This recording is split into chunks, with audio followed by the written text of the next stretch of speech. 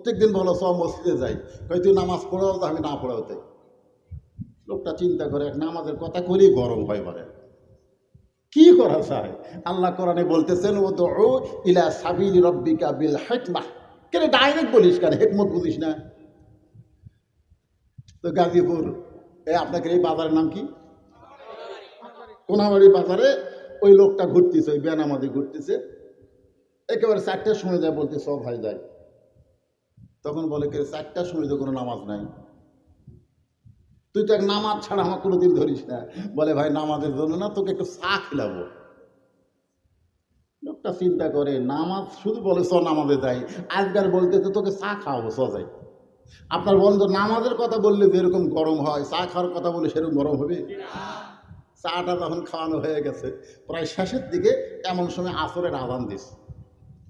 লোকটা বলতে যে ভাইজান আমি নিয়ত করেছিলাম তোমাকে 50 টাকা খাওয়াবো, কিন্তু 40 টাকা খাওয়াতে আজান দিল, এখন পর্যন্ত 10 টাকা বাকি থাকলো, তুমি একটু বসে থাকো ভাই, আমি খালি নামাজ পড়াই আসতেছি। কারণ এই নামাজ পড়তে বেশিক্ষণ লাগে না, খুব বেশি 10 মিনিট থাকবে, তুমি 10টা মিনিট বসে থাকো, আরও 10 টাকা তোমাকে খাওয়াতে চাই। এই কথা বলে তখন নামাজি চলে যাচ্ছে, বেনামাজি খপ করে হাত ধরে বলতে কে ভাই একলা যাচ্ছেন, আমাকে বলবেন না? বলতেছে এর আগে বহুদিন বলছি ভাই, তুই তো যেই গরম হোস এই ভয়ে আজকে বলতেছি না। তখন বলে পাগলা খালি খালি নামাজের কথা কইছো, আজকে আমার পিছনে 50 টাকা খরচ করতেছো, তাই বলে আমি কি মনে করছো আমি মানুষ না? খালি কইয়া দেখো। এটার নাম হলো হিকমত। যখন দেখতেছেন সোজা আঙ্গুলি উঠতেছে না, তখন আঙ্গুলি একটু ব্যাঁকা করা লাগবে। জোরে কোন কথা ঠিক কিনা?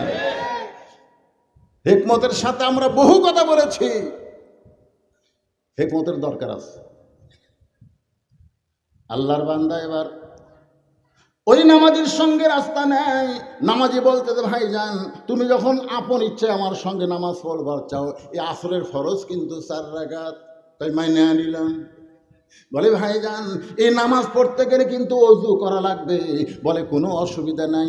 অজু করার পরে বলতে যে ভাইজান এ আল্লাহর ঘরে ঢুকতে গেলে ডান পায়ে ঢোকা লাগবে। বলে আমার কোনো সমস্যা নাই। ভাইজান রে আল্লাহর ঘরে ঢুকতে গেলে শুধু খালি মুখে ঢুকলে হবে না, জবান খুলে একটা দোয়া পড়া লাগবে, আল্লাহুম্মা আফতাহলি আবওয়াব রাহমাতিক। বলে আমার কোনো সমস্যা নাই।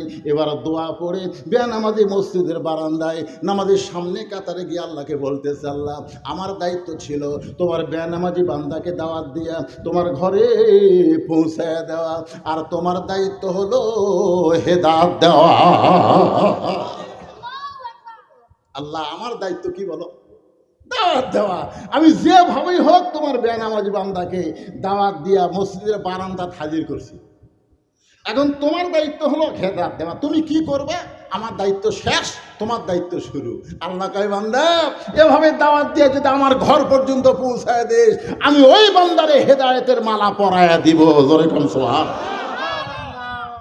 নামাজ শেষ করে বলতে চ ভাই আরো 10 টাকা বাকি আছে তো খাবার চাই।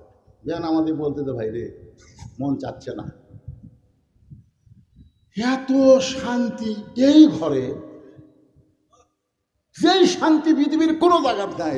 তার মানে বোঝা গেছে আল্লাহ রুকু সেজদা কবুল করেছে। জোরে কোন কথা ঠিক না? বলে ভাইজান আমাকে 10 টাকা খাওয়ার লাগবে না, তুমি আমার যে ডোজ দেওয়া দিচ্ছা এই ঘরের মধ্যে ঢুকার মতন তৌফিক আল্লাহ রহমত আমাকে দান করেছে আল্লাহ, এই জন্যই যথেষ্ট হাদিয়া হয়ে গেছে, আর কোনো দরকার নাই। বাজান যখন ডাইরেক্ট হবে না তখন হিকমতের সাথে দাওয়াত দেওয়া লাগবে।